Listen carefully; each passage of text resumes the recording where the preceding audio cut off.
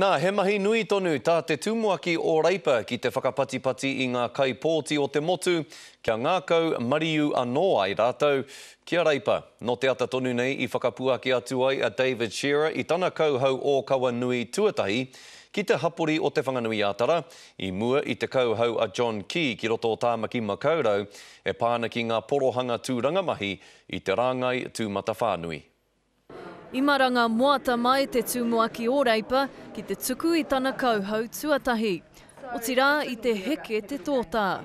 We'll be able to deliver that brighter, that future. Taihoa, nā John Key kē tērā kōrero, hei aha, mā te paki waitara pea e whakapātari i te hunga whakarongo. But only if the supply of lambs holds out. Ka mutu te katakata ka kotahi atu ia ki te oranga o te ohanga. The honest truth is that merging and restructuring government departments will simply not cut it. Tērā pea, engari koira tonu te kōrero a te pirimia i roto i tana kauhau i te rānei. Our intention is to create a new Ministry of Business, Innovation and Employment on 1 July of this year. I hamahia a Reipa i te kōwhiringa pōti, no reira me whakaara ake anō a David Shearer i tana rōpū i ngā pungarehu.